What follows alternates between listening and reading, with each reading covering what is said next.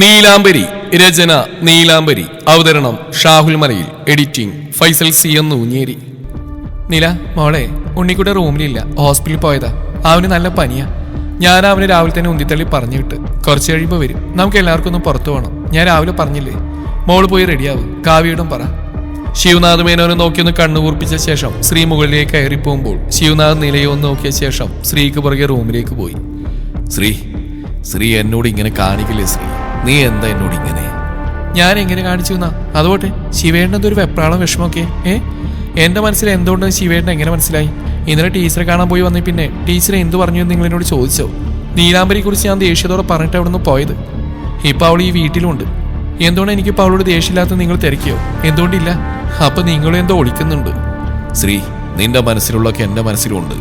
എന്റെ മാത്രമല്ല, എന്റെ അമ്മയുടെ മനസ്സിലുണ്ട്. അതാ നിന്റെ നിർമ്മലാമ്മ ആരോടും മിണ്ടാതെ മുറി കഴിഞ്ഞുകൂടുന്നത്. ഡോക്ടർ നമ്പൂതിരി പറഞ്ഞ കാര്യങ്ങൾ ശിവനാഥ് മേനോൻ സ്ത്രീയോട് തുറന്നു പറഞ്ഞു. ഓ അങ്ങനെയാണോ? അപ്പൊ അപ്ഡേറ്റ് ആവുന്നുണ്ട്. എങ്കിലും കാര്യം ചോദിച്ചോട്ടെ, ഇന്നലെ ശോഭന ടീച്ചർക്ക് ആക്സിഡന്റ് ആയി വിവരം അറിഞ്ഞോ നിങ്ങള്? ആ, കിരൺ പറഞ്ഞു ശ്രീ. കിരൺ പറഞ്ഞേ ഉള്ളൂ? നിങ്ങൾ നേരിട്ട് കണ്ടില്ലേ? ശ്രീ, അത് ഞാൻ ഇന്നലെ നിങ്ങൾ പോയപ്പോൾ നിങ്ങളുടെ പിന്നാലെ വന്നു എന്നുള്ള സത്യ. പക്ഷെ റോഡിൽ ആക്സിഡന്റ് ആയി കിടന്ന ആ സ്ത്രീ ടീച്ചറാണെന്ന് എനിക്ക് അറിയില്ലായിരുന്നു. സത്യം കിരൺ പറഞ്ഞപ്പോഴാ ആ കാഴ്ച ഞാനും കണ്ടല്ലോ എന്ന് ഓർത്ത്. ശിവനാഥ് പറയുമ്പോൾ ശ്രീ അവിടെ തറഞ്ഞിന്ന് പോയി. അപ്പോൾ ശോഭന ടീച്ചർ പറയുന്ന ശിവൻ തന്റെ ശിവേട്ടൻ തന്നെയാണ്. ശോഭന ടീച്ചർ അറിയില്ലെന്ന് ശിവേട്ടൻ എത്ര കള്ളം പറഞ്ഞാലും ടീച്ചർ തന്നോട് പറഞ്ഞാണല്ലോ റോഡിൽ കിടക്കുമ്പോൾ ശിവനെ കണ്ടു എന്നുള്ളത്. അതിനകത്ത് ശിവനും ശിവനാഥുമേനും ഒരാൾ തന്നെയാണെന്നല്ലേ? ശ്രീ, എന്നെ ഒന്ന് വിശ്വസിക്കും ശ്രീ. ഞാൻ ഒരിക്കലും നമ്മുടെ നാഥിനെ അപകടപ്പെടുത്തില്ല ശ്രീ. കട്ടിലേക്ക് ഇരുന്നുകൊണ്ട് ശിവനാഥ് പൊട്ടി കരഞ്ഞു. ശ്രീയുടെ നെഞ്ചൊന്ന് പിടച്ചു. പിന്നെ നിങ്ങൾ എന്താ ശിവേട്ട ഈ ചെയ്തോണ്ടിരിക്കുന്നത്? പറ ശിവേട്ടാ. ശ്രീ, എനിക്ക് കുറച്ച് സമയം താ. ഞാനൊരു തെരച്ചില്ല. താമസിയാതെ ഞാനത് പൂർത്തിയാക്കും. അത് കഴിഞ്ഞാൽ ഞാൻ തന്നെ നാഥിനെ ഇല്ലാതാക്കിയെന്ന് നിന്റെ മുന്നിൽ കൊണ്ടുവന്ന് നിർത്തും. എനിക്ക് ചില സംശയങ്ങളൊക്കെ ഉണ്ട്. ഇപ്പം അത് ഞാൻ പറഞ്ഞാൽ ചിലപ്പോൾ ഉണ്ണിക്കുട്ടനും കിരണും അവരിൽ ആരെങ്കിലും ഒരാളെ നമുക്ക് നഷ്ടമാവും. ചിലപ്പോൾ അവരുടെ ഭാര്യമാരെ നഷ്ടമാവും. മുഖം കയ്യാൽ മറച്ചു പിടിച്ചുകൊണ്ട് അയാൾ കണ്ണുനീർ വാർത്തു. ഞാനെങ്ങനെ ഇത് വിശ്വസിക്കും? ഏട്ടനെ സംബന്ധിക്കുന്ന കാര്യങ്ങൾ നിങ്ങൾ പോലും ഇപ്പോഴാണ് അറിഞ്ഞത്. പിന്നെ ഇവിടെ ഇരുന്ന് നിങ്ങൾ എങ്ങനെ കൊലയാളിയെക്കുറിച്ച് അറിഞ്ഞു എന്നാ? നിനക്ക് ഓർമ്മയുണ്ടോ ശ്രീ, ഉണ്ണിക്കുട്ടിനും നമ്മുടെ ശ്രീനിക്കുണ്ടായ ആക്സിഡന്റ്?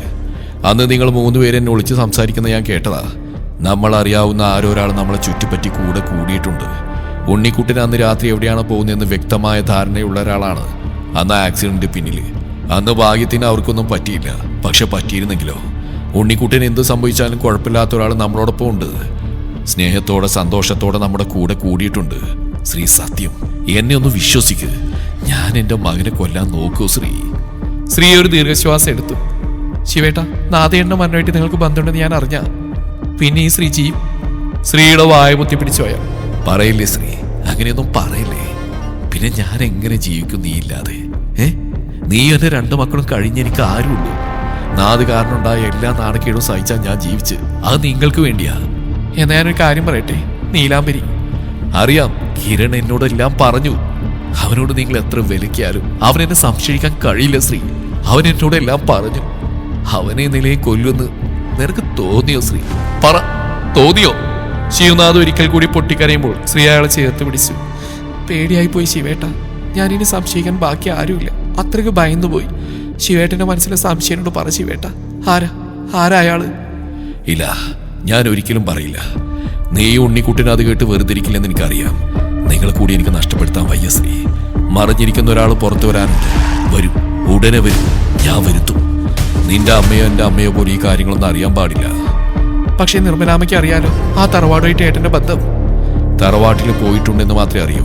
അല്ലാതെ അവൻ അവിടെ എന്തിനു പോയി എന്നുള്ളതും ഭദ്രയുടെ പ്രണയമായിരുന്നു നാഥ് എന്നുള്ളതൊന്നും അമ്മയ്ക്കറിയില്ല. പോട്ടെ, ഇനി ഈ വീട്ടിൽ വെച്ച് നമ്മൾ ഈ കാര്യം ചർച്ച ചെയ്യില്ല ശ്രീ. നീലാംബരി ആരാന്ന് പോലും ഇനി ആരും അറിയരുത്. അതാ നീ പറഞ്ഞു തുടങ്ങിയപ്പോഴേ ഞാൻ വിലക്കിയത്. വാതിലിന് പുറകെ മറിഞ്ഞിരുന്ന് കേട്ട മാധവിക്ക് ഇന്നലെ മുതൽ മനസ്സിൽ കൂടിയ സംശയത്തിന് ഉത്തരം കിട്ടിയ നിമിഷം ആറ് വേഗത്തിൽ റൂമിലേക്ക് പോയി ഫോൺ കയ്യിലെടുത്ത് ഒരു നമ്പറിലേക്ക് ഡയൽ ചെയ്യുമ്പോൾ കട്ടിലിൽ കമിഴ്ന്ന് കിടന്ന് കണ്ണീർ വാർക്കുന്ന സ്വന്തം മകളുടെ രൂപം മാത്രമേ മനസ്സിൽ തെളിഞ്ഞുള്ളൂ. മോളെ ആവണി. അതീവ ദുഃഖത്തോടെ ആവണി തന്റെ അമ്മയെ നോക്കി. മോളെ, നീ വിഷമിക്കണ്ട. ഞാൻ ആദിത്യനെ വിളിച്ച് കാര്യങ്ങൾ പറഞ്ഞിട്ടുണ്ട്. ഇനി അവൻ വിചാരിച്ചാലേ കാര്യങ്ങൾ നടക്കൂ. ആ നീലാംബരി അവൾ ആദിത്യനെ ഒതുക്കും. പക്ഷെ എന്റെ മോനെ അത് ബാധിക്കും. ചിലപ്പോൾ ജയിലിൽ പോകേണ്ടി വരും. അതൊന്നും അവന് പുത്തരിയല്ല. എല്ലാരും കൂടി ഉടുത്തൊരുങ്ങി പോയേക്കുവാ വിവാഹവസ്ത്രങ്ങളോ ആഭരണങ്ങളോ എടുക്കാൻ. ആരൊക്കെയാ പോയത്? മമ്മി വിളിച്ചില്ലേ? കട്ടിലിൽ നിന്ന് എഴുന്നേറ്റ് മുഖാമൃത്തി തുടച്ചുകൊണ്ട് ആവണി ചോദിച്ചു. ഓ, പേരിനു വേണ്ടി വിളിച്ചു. ആ കാവ്യയ്ക്ക് മറ്റേ പെണ്ണിന് മാത്രമേ ഇനി എല്ലാം വാങ്ങാനുള്ളൂ. ഡ്രസ്സും മറ്റും നമുക്കൊക്കെ നേരത്തെ എടുത്താണല്ലോ. ശ്രീപാർവതിയും പെമ്പിള്ളേരും പിന്നെ ഇവിടുത്തെ ആണുങ്ങളെല്ലാരും കൂടിയാ പോയേക്കുന്നത്. കൂട്ടത്തിൽ നിന്റെ തന്നയും ചാടി കയറി പോയിട്ടുണ്ട്. നാളത്തെ വിവാഹങ്ങൾ കഴിയട്ടെ. അത് കഴിഞ്ഞ് ആ പൊട്ടിക്കാൻ പാത്തിന് ആറ്റം ബോംബ് കൊണ്ടാണ് ഞാൻ നടക്കുന്നത്. അതും കൂടി ആവുമ്പോൾ നീലാംബരിയുടെ കഥ കഴിയും. എന്തിനാ ആ കൈലാസിൽ വെച്ച് മമ്മിയുടെ കുരുട്ടുബുദ്ധി കാരണം ഇപ്പൊ യുവാന്തനെ നടക്കാൻ കാരണം? അന്ന് അതൊക്കെ കണ്ടില്ല കേട്ടില്ലെന്ന് കരുതി കളഞ്ഞിരുന്നെങ്കിൽ ഒരുപക്ഷെ മാരേജ് ഡേറ്റ് ഇത്ര പെട്ടെന്ന് തീരുമാനിക്കില്ലായിരുന്നു. അതുപോലെ അല്ല മോളെ ഇത്. നീ ചിന്തിക്കുന്നതിനൊക്കെ മേലെയാ. അതെന്താ അങ്ങനെ ഒരു കാര്യം? ആവണി അതിശയത്തോടെ മാധവിയെ നോക്കി. നിനക്കറിയോ ശ്രീയുടെ ഒരു ആങ്ങള നാഥരെ? ആ കിരണിന്റെ തന്ത. അവന്റെ പഴയ കാമുകിയായിരുന്നു നീലാംബരിയുടെ തള്ള. മമ്മി എന്താ ഈ പറയുന്നത്? ഞാൻ അവിടെ തറവാട്ടിലൊക്കെ പോയതാ. നിലയുടെ അച്ഛൻ ആ തറവാട്ടിലുള്ള ആരോ ആണ്. അയാൾ പാമ്പൂത്തിയോ മറ്റാ മരിച്ചത്. ആ കീർത്തന പറയുന്നത് കേട്ടു. അയാളും ആ സ്ത്രീയും പ്രണയവിവാഹമായിരുന്നു എന്ന്. അതൊക്കെ ചുമ്മാതാ കൊച്ചേ, പണ്ടത്തെ കാലല്ലേ. ഇവിടുത്തെ ആ നാട് പണ്ടെന്നോ അവിടെ പോയി ആ പെണ്ണിന്റെ അമ്മയായിട്ട് ബന്ധം കൂടിയതാ. പക്ഷെ അവിടെ ഉള്ളവർ അയാളെ കൊന്നു കളഞ്ഞു. ഇന്നലെ ഇന്നായിട്ട് സ്ത്രീയും കെട്ടിയവനും പറയുന്നത് ഞാനെൻ്റെ ഈ ചെവി കൊണ്ട് കേട്ടതാ. ആ നിർമ്മല ചേച്ചിക്ക് ഏതാണ്ടൊക്കെ അറിയാന്നാ തോന്നുന്നു. രാവിലെ നീലാംബരി കണ്ടിട്ടും കാണാത്ത പോലെ ആ തള്ള നടന്ന്. മറ്റേത് അമ്പൂരി എടുത്തിട്ടുണ്ടല്ലോ, അയാൾ ഏതാണ്ടൊക്കെ കണ്ടുപിടിച്ച് പറഞ്ഞു കൊടുത്തു പോലും. ഇവിടെ ഏറെക്കുറെ പേർക്ക് ഈ കാര്യം അറിയാം. പക്ഷെ അറിയേണ്ടവർ അറിഞ്ഞിട്ടില്ല. ശ്രീയുടെ അച്ഛനും അമ്മയും. ഞാൻ ആലോചിച്ചതാ ആ തള്ളയോട് പോയി എല്ലാം പറഞ്ഞു കൊടുത്താലോ എന്ന്. എങ്ങനെ നീലാംബരി എപ്പോഴേ ഔട്ടായി എന്ന് ചോദിച്ചാൽ മതി.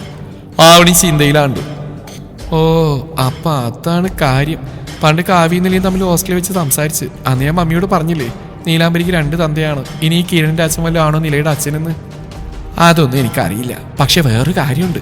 ഈ നാദിമേനോന്റെ കൊല്ലാൻ കൂട്ടുന്ന ശിവനാഥ. അതൊക്കെ പണ്ടേ എല്ലാവർക്കും അറിയുന്ന കാര്യങ്ങളാ. പക്ഷെ ഇപ്പൊ ആരോ ആ വാർത്ത കുത്തിപ്പൊക്കിയ മട്ടുണ്ട്. എന്റെ ആദിമോനിക്ക് വന്നോട്ടെ, എല്ലാം ഞാൻ ശരിയാക്കി കൊടുക്കുന്നുണ്ട്. പല്ലിയടിച്ചുകൊണ്ട് മാധവി പറഞ്ഞു. പപ്പിയോട് പറഞ്ഞാലോ മമ്മി? ഓ ആ കിഴങ്ങിനോട് എന്ത് പറഞ്ഞിട്ട് എന്ത് കാര്യം? പണ്ട് ഈ നാദിനെ കാണാതാവുമ്പോൾ നിന്റെ തന്ത അമേരിക്കയിലായിരുന്നു. അന്ന് നമ്മുടെ ബിസിനസ്സൊക്കെ കത്തിക്കായിരുന്ന സമയം. ശിവനാഥിനെ വളഞ്ഞിട്ട് എല്ലാവരും കൂടി ആക്രമിക്കുമ്പോൾ മേനോ ഫാമിലിയുടെ ബിസിനസ് സാമ്രാജ്യം കുത്തനെ ഇടിഞ്ഞ്. അന്ന് അമേരിക്കയുടെ നമ്മുടെ ബിസിനസ് എല്ലാം കളഞ്ഞു വിളിച്ച് കൂട്ടുകാരനെ രക്ഷിക്കാനായിട്ട് നിന്റെ തന്ത നാട്ടിലേക്ക് കെട്ടിയെടുത്തു. അന്ന് തുടങ്ങിയതാ നമ്മുടെ കഷ്ടകാലം. അവസാനം മേനോ കുടുംബം വീണ്ടും പഴയതുപോലെയായി. നിന്റെ തന്ത കുത്തുവാള എടുത്തു. എന്നിട്ട് ഒരു ഉളുപ്പിൽ ആ കാറി കയറി പോയേക്കുക ആ പെൺപിള്ളേർക്ക് പുടവെടുക്കാൻ. ആ അങ്ങനെയോട് ഞാനിതൊക്കെ പോയി എങ്ങനെ പറയാനാ? ആവണിയൊരു ദീർഘശ്വാസം എടുത്തു. വീണ്ടും ഒരു പ്രതീക്ഷ അവളുടെ മനസ്സിൽ നാമ്പിട്ടു. ലൂക്ക് ഏർപ്പാടാക്കിയ ഒരു ടീമാണ് നീലാംബരിയുടെയും കാവ്യയുടെയും വിവാഹ വസ്ത്രങ്ങൾ ഡിസൈൻ ചെയ്ത്. കൂടാതെ നാളെ നീലാംബരിക്കും സ്ത്രീക്കും ധരിക്കാനുള്ള വസ്ത്രങ്ങൾ ഡിസൈൻ ചെയ്ത് കിട്ടിയിരുന്നു.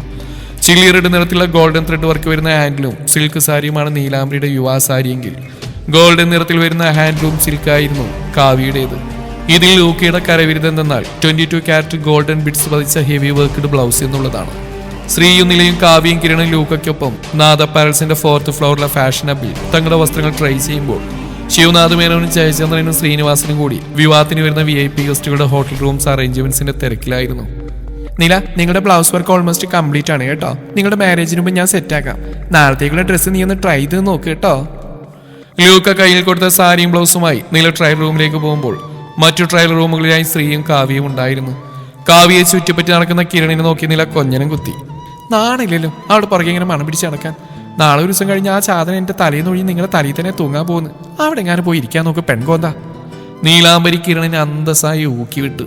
ഓടി ഓടി, നിന്റെ മറ്റം വരാത്തിന്റെ അസൂയല്ലേ നിനക്ക്? നിനക്ക് അങ്ങനെ തന്നെ വേണടി. ദൈവമേ ജാൻ, അവനിന്ന് ഇങ്ങോട്ട് വരല്ലേ? ഇവളെ എന്നെ കാവ്യ കൊച്ചിനെയും നോക്കി അസൂയ മൂത്ത ഒരു വഴിയാവണേ. ഡാ കിരണേട്ടാ, നിന്റെ ഫസ്റ്റ് നൈറ്റിന്റെ റൂമിൽ ഞാൻ അലാറം വെക്കണെങ്കിലേ ഈ പറഞ്ഞ മാറ്റി പറ. അത്രക്ക് ധൈര്യം ഉണ്ടോടി കുരിപ്പ് നിനക്ക്? നിന്റെ അവന്റെ ഫസ്റ്റ് നൈറ്റാന്ന് ഞാൻ മാലപ്പഴക്കുന്ന തീ കൊടുത്തു നോയിക്കോ. കിരണും വിട്ടുകൊടുത്തില്ല. ആഹാ അപ്പൊ അങ്ങനെയാണ്, കാണാം. ആ കാണാം, ഒന്ന് പോടി നീരി. ഇരുവരുടെയും തള്ളിപിടി കണ്ടിട്ടാണ് ലൂക്ക് അവിടേക്ക് വന്ന്. ഡോൺ വരീനില്ല, നിനക്ക് ഞാനില്ലേ. കിരൺ പറയുന്നത് നീ കേൾക്കണ്ട. നിന്റെ ജാന്റെ ഫസ്റ്റ് നൈറ്റിന് കിരണിനെ ഞാൻ പാക്ക് ചെയ്യും. കിരൺ ഇരുന്നിടത്ത് ചാടി എഴുന്നേറ്റു. എന്നിട്ട് നീ എന്നെ എന്ത് ചെയ്യും? എടി കാവ്യേ, ഓടിവാടി. ഇവളുമാരെന്നെ തട്ടിക്കൊണ്ടുപോയി പീഡിപ്പിക്കാൻ പ്ലാൻ ചെയ്യുവാടി. ഓ കിടന്ന് കാറാതെ കിരൺ, ഈ ബ്ലൗസിന്റെ ഒക്കിടാൻ പറ്റുന്നില്ല. ലൂക്കാ, ലൂക്കാ. കാവ്യ ട്രയൽ റൂമിനകത്തിരുന്ന് ലൂക്കയെ വിളിക്കാൻ തുടങ്ങി. അയ്യോ, അങ്ങനെ ലൂക്കയെ വിളിക്കാൻ പാടില്ല. പിന്നെന്തിനാ മുത്തേ ഞാനിവിടെ നിൽക്കുന്നത്? നിന്റെ കിരണേട്ടൻ ഇല്ലേ നിനക്ക്? ഹുക്കഴിക്കാനും കിരണേട്ടൻ, ഹുക്കിടാനും കിരണേട്ടൻ. ഡോറ് തുറക്ക്, ഡോറ് തുറക്ക് കാവ്യ മോളെ. ഡോറിൽ കൈകൊട്ടിക്കൊണ്ടിന്ന് പാടി കിരൺ. ആ ചെല്ല് ചെല്ല്. എടി കാവ്യ, നിന്റെ കെട്ടിയൊന്നേ പുറത്തുണ്ട്, കഥക് തൊറ. നില നാഗവലിയെ പോലെ പറയുമ്പോൾ കിരൺ പല്ലടിച്ചു. കോരങ്ങന്റെ കയ്യിൽ പൂമാല കിട്ടിയ പോലെ ഉണ്ട് അല്ലേ നില? ഫണ്ണി കൈ. ലൂക്കയും കിരണിനെ തഴഞ്ഞപ്പോൾ കിരണിന് ബാധ ഇളകി. ഈ വറ്റകളെ ഞാനിന്ന് പെങ്ങളാണത്രേ, പെങ്ങൾ. കിരൺ കാൽ കിടന്ന ഷൂ വലിച്ചൂരി എറിയാൻ ഭാവിച്ചു. നിലയിൽ ലൂക്കി 2 വഴിക്ക് ഓടി. നീല വേഗം ഒരു ട്രയൽ റൂമിൽ കയറി വാതിലടച്ച ശേഷം ലോങ് സ്കേർട്ടിന്റെ കൂടെ ധരിച്ചിരുന്ന ക്രോപ്പ് ടോപ്പ് ഊരി മാറ്റി ബ്ലൗസ് ഇടാൻ തുടങ്ങി. പെട്ടെന്നാണ് റൂമിലൊരു മുട്ട് കേട്ടത്. ആ ലൂക്ക് ഇപ്പൊ തുറക്കാം, ഈ ബ്ലൗസ് കറക്റ്റാണ് നോക്കട്ടെ. ഒച്ചത്തിൽ വിളിച്ചു പറഞ്ഞിട്ട് ഡോറിൽ മുട്ടി നിൽക്കില്ലെന്ന് കണ്ടതും അവൾ പതിയെ വാതിൽ തുറന്ന് തലമാത്രം പുറത്തേക്കിട്ട നിമിഷം മുന്നിൽ നിൽക്കുന്ന സ്ത്രീയെ കണ്ട് ഡോറ് മുഴുവനായി മലക്കെ തുറന്ന് പുറത്തേക്ക് ഇറങ്ങി. അപ്പോഴേക്കും സ്ത്രീക്ക് ഒരു കോള് വന്നു. 1 മിനിറ്റ് എന്ന് കൈകൊണ്ട് ആംഗ്യം കാട്ടി സ്ത്രീ മാറിയ നിമിഷം അല്പം മാറി ഗ്ലാസ് വാളിൽ വലത് കൈയുയർത്തി മടക്കി കുത്തി നെഞ്ചിൽ കൈപ്പിണച്ച് കെട്ടി ചാരി നിൽക്കുന്നവനെ കാണെ നിലയുടെ ശ്വാസം വിലങ്ങിപ്പോയി. സുഭാഷ്, ഉണ്ണിയേട്ടൻ. കയ്യിൽ പിടിച്ചിരിക്കുന്ന ടോപ്പ് കയ്യിലെടുത്ത് നെഞ്ചിന്റെ ഭാഗവും നഗ്നമായ വയറും മറച്ചു പിടിച്ചുകൊണ്ട് അന്തം വിട്ട് നിന്നുപോയി നീലാംബരി. ഒരു ചമ്മിയെ ചിരിയോടെ പുറകിലേക്ക് പതിയെ നടന്ന് നീങ്ങിയവൾ ട്രയൽ റൂമിന്റെ അകത്തേക്ക് കടന്ന ശേഷം ഒന്ന് ചുറ്റും നോക്കിയതും 4 ചുറ്റും മിറർ വാളാണെന്ന ബോധം വന്ന നിമിഷം തന്റെ പുറംഭാഗം അവൾ കാണാതിരിക്കാൻ വേഗം തന്നെ ആ വാളിലേക്ക് ചാരിയുന്നുകൊണ്ട് ജാന ദയനീയമായി നോക്കി. ചെക്കനൊരു ചിരിയോടെ മെല്ലെ നടന്ന അവൾക്ക് അടുത്തേക്ക് വന്ന ശേഷം ട്രയൽ റൂമിന്റെ ആ ഡോർ പുറത്തുനിന്നും പിടിച്ചങ്ങ് അടച്ചു. അപ്പോഴാണ് കൊച്ചിന് ഡോർ ഉണ്ടായിരുന്നല്ലോ എന്ന ബോധം വന്ന്. അയ്യേ, ഉണ്ണിയേട്ടനെന്ത് കരുതി കാണും. ആദ്യം താനൊരു ഡോർ അടക്കേണ്ടിയിരുന്നു. ഇതിപ്പോ ഉണ്ണിയേട്ടൻ താൻ അത്യാവശ്യം ക്ഷണിച്ച പോലെ ആയിപ്പോയല്ലോ ദൈവമേ. സ്വയം തലക്കിട്ടെന്ന് കൂട്ടി ജാൻ സാരിയ വാതിൽ കുറ്റിയിട്ട ശേഷം നിലവേഗം ബ്ലൗസ് ഊരി മാറ്റി ടോപ്പ് ധരിച്ചുകൊണ്ട് പുറത്തേക്ക് ഇറങ്ങി. നോക്കുമ്പോൾ കണ്ടു കയ്യിലൊരു പേപ്പർ ബോട്ടിലും പിടിച്ച ഓഫീസിന്റെ വലിയ ഗ്ലാസ് വാളിലൂടെ പുറത്തേക്ക് നോക്കിയെന്ന് ഫോണിൽ സംസാരിക്കുന്നവനെ. ഇടയ്ക്ക് പേപ്പർ ബോട്ടിലെ സ്ട്രോ വഴി എന്തോ കുടിക്കുന്നുണ്ട്. ഓ, അപ്പൊ ആ ബോട്ടിലിന് സാറിനുള്ള കാടിയാണ്. ഇന്ന് പുല്ലും വൈക്കോലൊന്നും കിട്ടിക്കാണില്ല. ഹോസ്പിറ്റലിൽ പോയതല്ലേ, പനി കുറവുണ്ടാവോ. അങ്ങനെ ഓർത്ത് ജാന്റെ മുന്നിൽ പോയി നിന്നു അവൾ. ഒന്ന് കൈ ഉയർത്തി അവനെ നെറ്റിൽ കൈവച്ച് നോക്കിക്കൊണ്ട് പനി കുറഞ്ഞല്ലോ എന്ന ഭാവത്തിൽ അവന്റെ കണ്ണിലേക്ക് നോക്കിയ നിമിഷം അവളെ നോക്കി ഒരു കണ്ണടച്ച് കാണിച്ചുകൊണ്ട് ഫോണിലൂടെ കാര്യമായി എന്തോ ഇംഗ്ലീഷിൽ സംസാരിക്കുകയാണ് ചെക്കൻ. അത്രക്കായെന്ന ഭാവത്തിൽ അവന്റെയും ഗ്ലാസ് വാളിന്റെ ഇടയിലായി നുഴഞ്ഞു കയറിയ ശേഷം അവന്റെ കയ്യിലിരുന്ന ബോട്ടിലേക്ക് നീലാംബരിയെ നോക്കിയതും അവൻ അവളെ നോക്കിക്കൊണ്ട് തന്നെ സ്ട്രോ ഇടറ്റ അവിടെ ചുണ്ടിൽ മുട്ടിച്ചു. ചുണ്ടോട് ചേർന്ന് വന്ന സ്ട്രോ വായിലാക്കി നീലാംബരി ഒരു വട്ടൊന്ന് വലിച്ചെടുക്കുമ്പോൾ അവനും സ്വയം ഒന്ന് ചുണ്ട് തുണഞ്ഞുപോയി.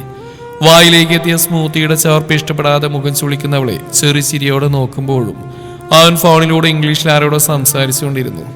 വായിലെത്തിയ സ്മൂത്തി തുപ്പാൻ നിവൃത്തിയില്ലാതെ വലവിധനെ കുടിച്ചിറക്കിയ ശേഷം നിലജാന കണ്ണ് ഉറപ്പിച്ചൊന്ന് നോക്കി. എന്തിനാ ഈ വൃത്തിയേടൊക്കെ കുടിക്കുന്നതെന്ന പോലെ. ജാൻ എന്താ എന്ന ഭാഗത്തിൽ ഇരുപുരികങ്ങൾ ഉയർത്തി ചോദിക്കുമ്പോൾ അവന്റെ ഷർട്ടിന്റെ കോളിൽ പിടിച്ചുകൊണ്ട് ഒന്നുയർന്നു വന്നവന്റെ ചെവിയിലായി രഹസ്യം പറയുമ്പോൾ അവൾ പറഞ്ഞു, കാടി സൂപ്പർ. കുട്ടി ചോദിച്ചു മേടിച്ചു. ഫോൺ അല്പം മാറ്റി പിടിച്ചുകൊണ്ട് അവിടെ കാതിലേക്ക് ചുണ്ടടുപ്പിച്ച് രഹസ്യം പറയുമ്പോൾ അവൻ ചോദിച്ചു, ടേസ്റ്റ് ഉണ്ടോ?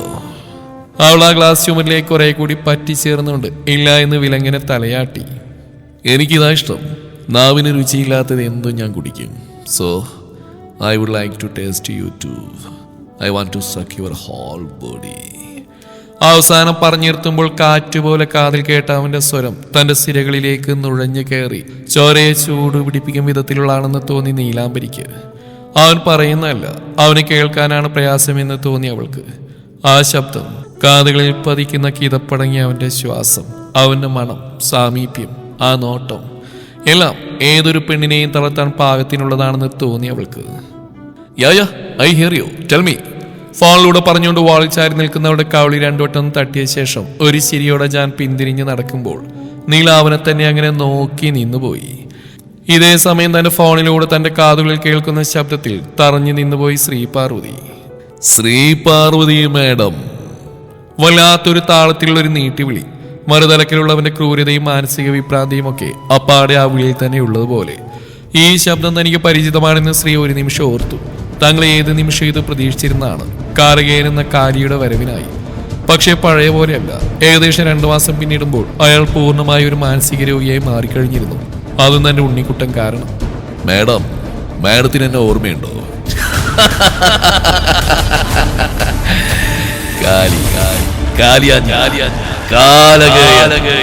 ശ്വാസം വലിച്ചും കിതച്ചും കുട്ടികളെ പോലെ ചിരിച്ചും സംസാരിക്കുന്നതിൽ ഒളിഞ്ഞിരിക്കുന്ന വന്യതയിൽ ശ്രീ പൊള്ളിപ്പിടഞ്ഞു. വിവാഹ ഒരുക്കങ്ങൾ തിരക്കിലാണല്ലേ? പെട്ടെന്ന് കാരിയുടെ സ്വരത്തിൽ ഗൗരവം നിറഞ്ഞു. മൂത്ത ദത്തുപുത്രന്റെ വിവാഹം. തള്ളയും തന്തയില്ലാത്തവനെ സന്തോഷത്തോടെ വിവാഹം ചെയ്യിക്ക്. പക്ഷേ നിന്റെ വയറ്റിൽ കുരുത്തവൻ എനിക്ക് ഈ കാലിക്ക് വേണം. പിന്നെ അവന്റെ പെണ്ണിനെയും വേണം. ഭയന്ന് പറിച്ചിരിക്കുമ്പോ ഡോക്ടറെ കാണാൻ എന്തൊരു ഭംഗിയാന്നറിയോ? ആ നീലാംബരിയെ ഞാൻ കൊണ്ടുപോകുമ്പോ എന്റെ ഒപ്പം പോരുന്നു. പേടിക്കണ്ട, കൊല്ലാനല്ല. നിന്നെ ഒന്ന് ആസ്വദിച്ചിട്ട് തിരികെ വിട്ടേക്കാം. നിന്നെ കൊന്ന നിന്റെ മോന്റെ വെള്ള പുതച്ച ശരീരത്തിൽ ശരീരം ബാക്കി കാണില്ലല്ലോ. അവന്റെ അവശേഷിപ്പുകളുടെ അടുത്തിരുന്ന് കരയാൻ നീ വേണ്ടേ? വേണം, എനിക്ക് നീ കരയുന്ന കാണണം. പക്ഷേ ആ നീലാംബരിയെ ഞാൻ തിരികെ തരില്ല കേട്ടോ. ഞാൻ തിന്ന് തീർക്കും. നിനക്കെന്താ വേണ്ടേ? ശ്രീയുടെ സ്വരമിടറി. പറ, നിനക്കെന്താ വേണ്ടേ? പണമാണോ, സ്വത്താണോ? ഞാൻ തരാം. എന്റെ സമ്പാദ്യം മുഴുവൻ ഞാൻ തരാം. പകരം ബാക്കി ഞാൻ പറയട്ടെ ശ്രീ പാർവതി മാഡം. പകരം എന്റെ കുട്ടികളുടെ ജീവൻ. ശ്രീ പറയും പോലെ വിക്കി അഭിനയിച്ച് പറഞ്ഞുകൊണ്ട് കാലി അട്ടഹസിച്ചു. എനിക്ക് പണം വേണ്ട, സ്വത്ത് വേണ്ട. എനിക്ക് വേണ്ടത് അവൾ, ആ നീലാംബരി. നാളെ നിന്റെ മോന്റെ തെർമ്മക്കിട്ട് നടക്കുമ്പോ അവളെ എനിക്ക് വിട്ടുതരണം. ഇല്ലെങ്കിൽ ആദ്യം ഞാൻ നിന്റെ മൂത്ത മോനെ കൊല്ലും, പിന്നെ അവന്റെ ഭാര്യയെ, പിന്നെ ഞാൻ പതിയെ നിന്റെ മോനെ കൊല്ലും. നിന്റെ കുടുംബത്തിൽ ഓരോരുത്തരെയും ഞാൻ കൊല്ലും. എനിക്ക്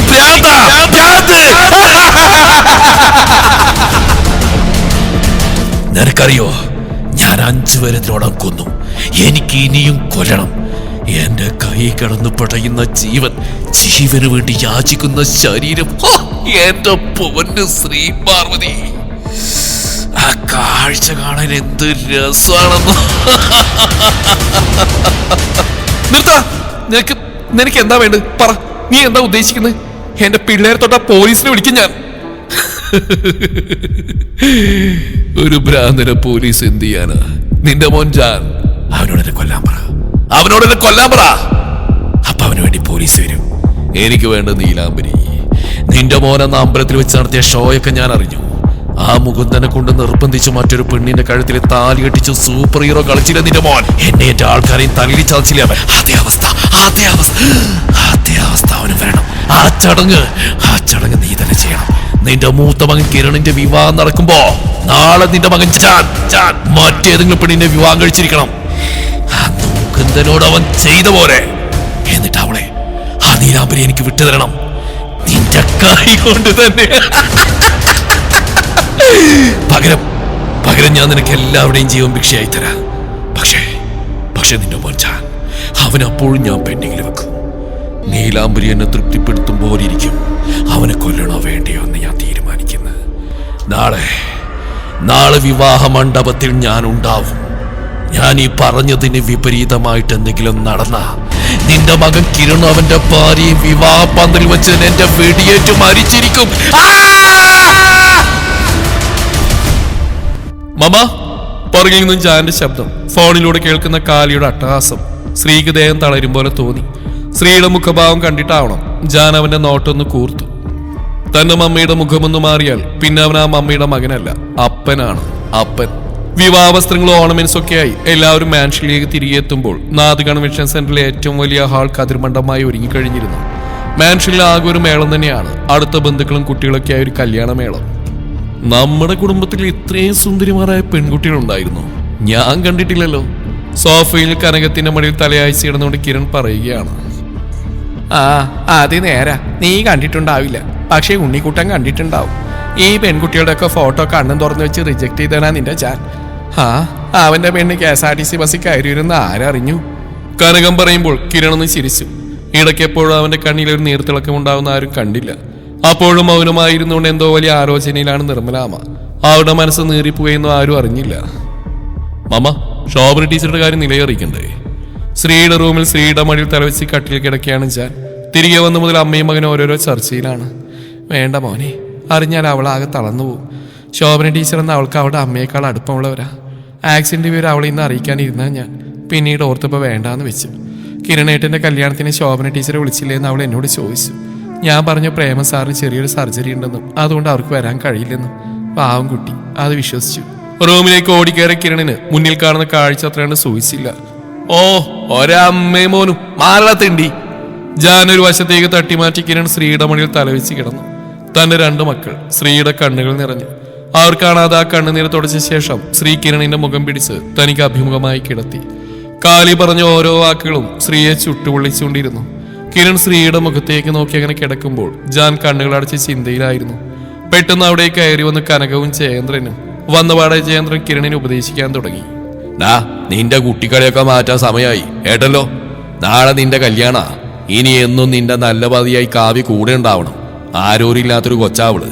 ഒരു കാലത്തും അതിന്റെ കണ്ണു നിറയാൻ ഇടവരരുത്. അത് നിനക്ക് ഓർമ്മയുണ്ടാവണം. മറിച്ചെങ്ങാനും ഉണ്ടായാലുണ്ടല്ലോ നീ എന്റെ കയ്യിൽ നിന്ന് തല്ലുകൊള്ളും. അതിന് കിരണൊന്ന് നീട്ടി പൂച്ഛിച്ചു. ഓ കേട്ടിട്ടുണ്ട്. ശ്രീയ അവന്റെ ചെവിക്ക് പിടിച്ചു. എന്റെ പൊന്ന് ശ്രീയമ്മ, ഈ വീട്ടിൽ കാവ്യ എങ്ങനെ കരയാനാ? ഈ മാൻഷൻ ഫുള്ള് ഫണ്ണല്ലേ? ഇടക്കിടക്ക് കണ്ണിട്ടാണ്ടിരിക്കാൻ മാധവി ആന്റിയുടെ കുത്തുവാക്കൾ കൂടി ആയാൽ പൊളി വൈബല്ലേ? കിരൺ പറയുന്ന കേട്ടാണ് കനകത്തിനൊന്ന് ഓർമ്മ വന്ന്. അത് പറഞ്ഞപ്പോഴാ ഓർമ്മ വന്ന്. മാധവിയുടെ മൂത്ത മകൻ വന്നിട്ടുണ്ട്, ആദിത്യൻ. ശ്രീനിക്ക് എന്തോ ആ ചെക്കനോട് അത്ര പോരാ. ചെക്കന് അത്യാവശ്യം വിടക്ക് സ്വഭാവ. കള്ളും കഞ്ചാവും പെണ്ണൊക്കെയായിട്ട് നടപ്പാന്ന്. 6 മാസമായിട്ട് ജയിലായിരുന്നു. ഏതോ പെണ്ണിനെ തല്ലിയ കേസിന് ജാമ്യം കിട്ടിയിട്ട് ഒരാഴ്ച ആയിട്ടേ ഉള്ളൂന്ന്. ഓ, ഇത്ര പെട്ടെന്ന് അവരെ ജാതകം ഒപ്പിച്ചോ? കഴിവ് തന്നെ. ചോദിക്കുന്നോണ്ടൊന്നും തോന്നരുത് ഗ്രാൻമയ്ക്ക്. ആ ഡോക്ടർ നമ്പൂരിയുടെ അസിസ്റ്റന്റ് ആയിട്ട് പോയിക്കൂടെ? അയാൾക്കത് വലിയ സഹായമായനെ. കിരണിന്റെ പറച്ചിൽ കേട്ട് കനകം മുഖം കടുപ്പിച്ചു. ചെക്ക, എനിക്ക് ചൊറിഞ്ഞു വരുന്നുണ്ട് കേട്ടോ. കൈ തളർത്തിയിട്ട് ഒരെണ്ണം ഞാനങ്ങ് തന്നാറുണ്ടല്ലോ. പിന്നെ കല്യാണത്തിന് കാവ്യ വേറെ ചെക്കനെ നോക്കണം. അമ്മേ, ശ്രീ ശാസനയോട് തന്നെ അമ്മയെ നോക്കി. ഹോ, ഈ നാശം പണ്ടേ അങ്ങനെയാ. വായ തുറന്ന എരണക്കേടെ പറയൂ. ജയേന്ദ്രൻ കനകത്തെ ശകാരിച്ചു. ഇത്രയും സമയം ഒന്നും ഉണ്ടാക്കാൻ അടച്ചിരുന്ന ഞാൻ പെട്ടെന്ന് ചാടിപ്പിടഞ്ഞ് എഴുന്നേറ്റു. ഏടോ പോവാ? കിരൺ ചോദിച്ചു. ഞാനിപ്പോ വരാം. കനകൊന്ന് ചിരിച്ചു. ഉണ്ണിക്കുട്ടാ, എനിക്ക് മനസ്സിലായി. നീ നീലാംബരിയെ നോക്കാൻ പോവല്ലേ? പേടിക്കണ്ട, ആ ആദ്യത്തെ നമ്മുടെ പിള്ളേരെ ഒന്നും ചെയ്യില്ല. രണ്ടിനും നേരത്തെ ഫുഡ് കൊടുത്ത് ഉറങ്ങാൻ പിടിച്ച് കിടത്തിയിട്ടാണ് ഞാൻ വന്ന്. കൂടെ നമ്മുടെ രാധികയും കൂട്ടിക്കിടത്തി. കെട്ടി പിടിച്ച് കിടന്ന് ഉറങ്ങാൻ രണ്ടും. ഇന്നും കൂടിയിൽ എങ്ങനെ കിടക്കാൻ പറ്റൂ? നാളെ കഴിഞ്ഞ കെട്ടിപ്പിടിക്കാൻ കാവിക്ക് വേറെ ആളെ കിട്ടില്ലേ? ഇല്ലാത്ത നാണം മുഖത്ത് ഇറച്ചുകൊണ്ട് കിരൺ പറയുമ്പോൾ കനകം വീണ്ടും എന്തോ കാര്യമായി പറയുകയാണ്. അതല്ലടാ ചക്ക, രണ്ടിൻ്റെയും കയ്യിൽ മെഹന്തി ഇട്ടേക്കുക. കെട്ടി പിടിച്ചൊക്കെ കിടന്നുറങ്ങുമ്പോൾ ഇനി ആ മെഹന്തി മുഖത്തെങ്ങാനും വെച്ച് തേക്കുമെന്നാ എൻ്റെ സംശയം. അങ്ങനെയെങ്ങാനും നടന്ന നാളെ കാവ്യയുടെ മുഖത്ത് മുഴുവൻ. ഹോ, എന്റെ കനകം, നീ അവിടെങ്ങാനും പോയി കിടന്നുറങ്ങാൻ നോക്ക്. ഇനി നിന്റെ നാവ് പൊങ്ങരുത്. എന്റെ ശ്രീ, നിന്റെ കയ്യിൽ വല്ല ഉറക്ക കുളിക്കുണ്ടെങ്കിൽ അതിന്റെ അണ്ണാക്കിലേക്ക് കുറച്ച് തട്ടിയിട്. ഇപ്പൊ കിടന്നാൽ മറ്റന്നാളെ അവൾ ഉണരാവൂ. കനകത്തെ തുറിച്ചു നോക്കിയിരുന്ന സ്ത്രീയോട് ജയേന്ദ്രൻ പറഞ്ഞു. അത് കേട്ട് കനകത്തിന് നേരെ വിരൽ ചൂണ്ടി കിരൺ കിടന്ന് ചിരിക്കാൻ തുടങ്ങി. പോയി കിടന്നുറങ്ങി ചക്ക. നാളെ മുതൽ നിന്റെ സമാധാനം ഉറക്കമെല്ലാം തീരും. ഒന്ന് കെട്ടിയാൽ അതാ അവസ്ഥ. വേണമെങ്കിൽ വിവാഹ ജീവിതത്തിന്റെ 5 ഭീകരതകൾ ഞാൻ നിനക്ക് പറഞ്ഞുതരാം. കനകം ബാലരമയിലെ ഡാക്കിനെ പോലെ ഓരോന്നും പറഞ്ഞുകൊണ്ടിരുന്നു. എന്റെ പൊന്നോ, ആള് വിട്. അല്പം ഉറക്കെ പറഞ്ഞ ശേഷം കിരൺ സ്ത്രീയുടെ കാതിലായി പതിയെ പറഞ്ഞു. നീലാംബരിക്ക് ആരുടെ സ്വഭാവം കിട്ടിയേക്കുന്നെന്ന് എനിക്ക് ഇപ്പോഴാണ് ശ്രീയമ്മ മനസ്സിലായത്. ഗ്രാൻമീടേതാ. അവള് ഏതാണ്ട് ഇതുപോലെ പരിസരബോധമില്ലാതെ ഓരോന്ന് വിളിച്ചു പറയുന്നത്. അത് കേട്ട് സ്ത്രീ ഒന്ന് പുഞ്ചിരിച്ചു. അന്ന് രാത്രി നാദ് ബംഗ്ലാവിൽ മങ്ങിയ ഓരോ മനുഷ്യരുടെ മനസ്സിലും പല പല ഭാവങ്ങളും പലവിധ ചിന്തകളുമായിരുന്നു. നാളെ നേരം പുലരുമ്പോൾ സൂര്യനെ മറക്കാൻ ഉടലെടുക്കുന്ന കാർമേഘം ആരെയാവും വിഴുങ്ങുക എന്നറിയാതെ ആർക്കാണ് ജീവഹാനി സംഭവിക്കുക? കിരണിന്റെ വിവാഹ ദിവസം എന്തൊക്കെയാണ് സംഭവിക്കുക? കാത്തിരിക്കാം. അത്യന്തം ആകാംക്ഷ നിറഞ്ഞ ഈ കഥയുടെ ബാക്കി ഭാഗം നാളെ ഇതേ സമയം. Don't miss it. നീലാംബരി.